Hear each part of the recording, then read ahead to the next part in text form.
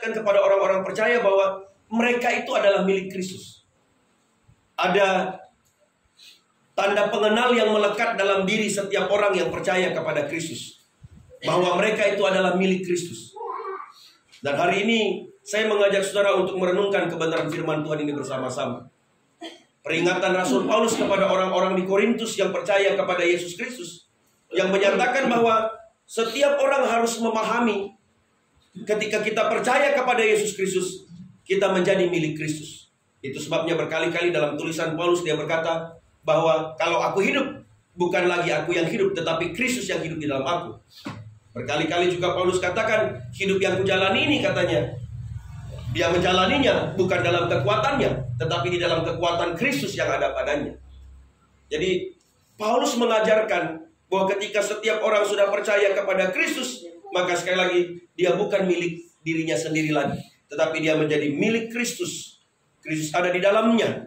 Kristus menguasai dan mengendalikan kehidupannya, sehingga dalam setiap keberadaan Kristus yang ada dalam hidup orang percaya, maka hidup orang percaya itu akan menunjukkan kehidupan di dalam Kristus yang berbeda dari kehidupan di luar Kristus. Bapak Ibu Saudaraku yang saya kasih dalam Tuhan Yesus Kristus, itulah yang sekilas kita dapat lihat hari ini dalam kehidupan keluarga rumah tangga di tempat ini. Mungkin bagi orang-orang percaya, bagi orang-orang yang tidak mengenal Kristus juga, sesuatu yang sulit untuk kita boleh jalani dalam kehidupan kita. Di tengah-tengah kita kehilangan, berduka, kita dapat memuji Tuhan, kita dapat beribadah kepada Tuhan, kita dapat menyembah Tuhan. Bahkan ada banyak cara dunia ini untuk, saya mau katakan, coba untuk mengatasi kedukaan mereka dengan berbagai macam cara yang ditawarkan oleh dunia untuk boleh dijalani dalam kehidupan setiap orang yang ada dalam kedukaan. Tetapi sebagai orang percaya, sebagai anak Tuhan, sebagai jemaat Tuhan, sebagai orang-orang yang percaya kepada Kristus, cara kita adalah kita beribadah, kita menyembah Tuhan, kita memuji Tuhan bersama-sama dan saling mendoakan satu dengan yang lain. Dan ini merupakan salah satu bentuk di mana kita menunjukkan kehidupan kita yang ada di dalam Kristus. Karena dalam segala keadaan hidup yang kita jalani, kita selalu membawa hidup kita berpusat kepada Kristus yang adalah Tuhan dalam kehidupan kita. Nah, sore hari ini dalam perenungan kita, saya mengajak kita bersama-sama. Kalau hari ini kita menyadari bahwa kita ini adalah milik Kristus, tentunya saya mengajak kita untuk berpikir secara sederhana. Apakah kita benar-benar menyadari bahwa kita ini adalah milik Kristus? Apakah kita ini benar-benar menyadari bahwa Kristus diam dan tinggal dalam hidup kita? Apakah kita benar-benar menyadari bahwa hidup kita sepenuhnya ada dalam kendali Kristus? Karena kita memilih untuk percaya kepada Kristus, maka sebagai orang-orang yang percaya kepada Kristus, seharusnya ada tanda yang dapat dilihat oleh orang-orang di sekitar kita yang menyatakan bahwa kita ini adalah milik Kristus. Bukan hanya sekedar pengakuan di bibir, bukan hanya sekedar pengakuan di ikrar. Kata Pak Hermanus tadi, kalau sudah bersumpah gitu ya, akan terus hidup di situ. Tidak hanya sekedar sebatas pengakuan di ikrar saja, tetapi sesungguhnya hidup dalam Kristus itu bicara tentang apa yang kita nampakkan, apa yang kita lihat, yang dapat disaksikan oleh orang-orang di dunia ini, yang membuktikan bahwa kita ini adalah benar-benar menjadi milik Kristus. Maka dari pembacaan firman Tuhan ini, kita akan menemukan beberapa tanda yang menyatakan bahwa kita ini adalah milik Kristus. Seperti perkataan Paulus kepada jemaat di Korintus, dia berkata, kamu adalah milik Kristus.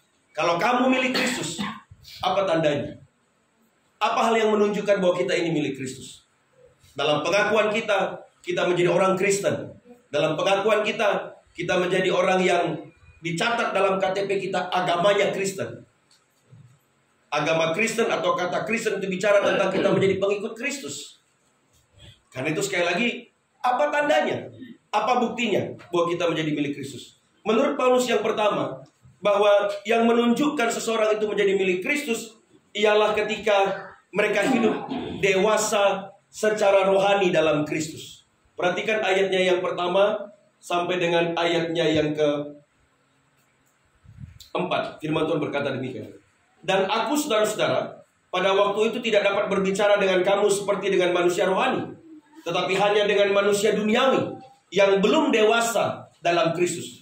Susulah yang kuberikan kepadamu, bukanlah makanan keras, sebab kamu belum dapat menerimanya, dan sekarang pun kamu belum dapat menerimanya, karena kamu masih manusia duniawi. Sebab jika di antara kamu ada iri hati, ada perselisihan, bukankah hal itu menunjukkan bahwa kamu manusia duniawi dan bahwa kamu hidup secara manusiawi? Karena jika yang seorang berkata, aku dari golongan Paulus, dan yang lain berkata, aku dari golongan Apolos, bukankah hal itu menunjukkan bahwa kamu manusia duniawi yang bukan rohani? Paulus menegur orang-orang di Korintus yang menunjukkan cara hidup mereka yang sangat bertolak belakang dengan apa yang mereka akui dengan mulut mereka sebagai seorang yang percaya kepada Kristus. Mengapa? Karena sekali lagi, orang-orang di Korintus atau jemaat di Korintus, sesungguhnya mereka menunjukkan kehidupan yang jauh dari cara yang seharusnya mereka harus hidupi sebagai orang-orang yang percaya kepada Kristus. Dikatakan di sana ada perselisihan, ya, dikatakan di sana mereka hidup secara duniawi. Karena kita tahu memang keadaan situasi pada saat itu di Korintus, orang-orang percaya di Korintus itu sedang ada dalam tantangan untuk mereka menjalani kehidupan karena ada pengaruh dari kebudayaan Yunani dan Romawi yang menyembah para Baal, para dewa-dewa. Mereka juga menyembah kepada pemimpin, kepada kaisar. Kemudian mereka juga ditawar untuk hidup dalam penyembahan, tidak hanya dalam penyembahan berhala, tetapi juga ada begitu banyak pengajar-pengajar dan guru-guru palsu yang sekali lagi mengajarkan kepada mereka akan sesuatu yang sepertinya itu adalah kebenaran, tetapi sesungguhnya membawa mereka sesat dari kebenaran yang mereka ikuti. Tantangan yang mereka hadapi pada saat itu adalah di mana mereka diperhadapkan pada keadaan kehidupan rohani mereka sedang diuji sebagai seorang pengikut Kristus. Dan karena itu sekali lagi Paulus mengingatkan kepada mereka sebagai pengikut Kristus untuk mereka tetap kuat menghadapi semua tantangan itu. Mereka harus hidup dewasa rohani dalam Kristus. Kedewasaan rohani itu tidak akan terjadi kalau kita tidak hidup dalam Kristus. Tidak akan orang dapat mencapai kedewasaan rohani kalau dia berada di luar Kristus. Itu sebabnya ketika orang berada di luar Kristus, kalau dia kelihatan rohani, itu namanya rohani yang semu. Mungkin saja orang bisa beribadah, mungkin saja orang bisa melayani, orang bisa berkorban bagi pekerjaan Tuhan. Tetapi ketika Kristus tidak ada dalam hidupnya, maka sekali lagi itu kedewasaan rohani yang semu. Karena seharusnya kedewasaan rohani itu terjadi ketika Kristus benar-benar ada dalam kehidupan seseorang. Itu sebabnya Paulus menekankan dalam hal ini orang dewasa rohani di dalam Kristus katanya. Dia katakan di dalam ayatnya yang pertama, tetapi hanya dengan manusia duniawi yang belum dewasa dalam Kristus. Paulus berbicara kepada orang-orang di Korintus, jemaat di Korintus yang belum dewasa di dalam Kristus.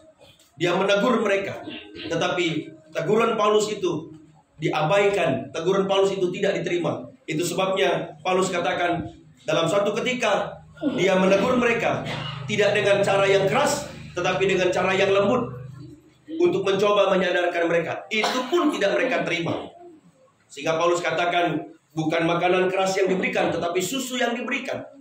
Yang seharusnya Bapak Ibu jemaat Tuhan, kalau orang dewasa dalam Kristus, dewasa rohani dalam Kristus, ketika dia menerima nasihat, dia menerima teguran, maka dia menyadari bahwa sesungguhnya Tuhan menggunakan atau memakai setiap orang untuk mendewasakan kehidupannya di dalam Tuhan. Jadi Bapak Ibu Saudara yang saya kasih dalam Tuhan Yesus, hari ini mari kita menunjukkan bahwa kita ini hidup dewasa benar-benar di dalam Kristus. Dalam sikap hidup kita, dalam pembicaraan kita, dalam perkataan perbuatan kita, dalam tingkah laku kita. Bagaimana sikap kita terhadap orang-orang yang mungkin hari ini memberikan nasihat kepada kita, memberikan peringatan kepada kita, memberikan anjuran kepada kita. Bagaimana kita bersikap hari ini dalam persekutuan kita satu dengan yang lain. Di tengah-tengah persekutuan kita, kadangkala kita menghadapi begitu banyak benturan-benturan, kita menghadapi begitu banyak pemikiran-pemikiran yang berbeda. Bagaimana sikap kita sebagai orang percaya? Kalau orang hidup dewasa secara rohani di dalam Kristus, dia akan sanggup mengolahnya dengan baik. Dia akan sanggup menerimanya dengan baik. Ketika dia ditegur, ketika dia dinasihati, ketika dia diingatkan, maka dia akan menerimanya dengan baik. Tapi kalau orang tidak dewasa rohani dalam Kristus, mungkin kadangkala kita bicara sebenarnya tidak bermaksud untuk membicarakannya, tetapi karena orang tidak dewasa rohani, kadangkala dia jadi marah, dia jadi tersinggung, dia meninggalkan persekutuan, dia lari dari pelayanan. Padahal kita menyebut diri kita sebagai orang Kristen, sebagai anak Tuhan. Bapak Ibu Saudara yang saya kasih dalam Tuhan Yesus, saya dalam hal ini, ya saya mau katakan ini contoh nyata gitu ya.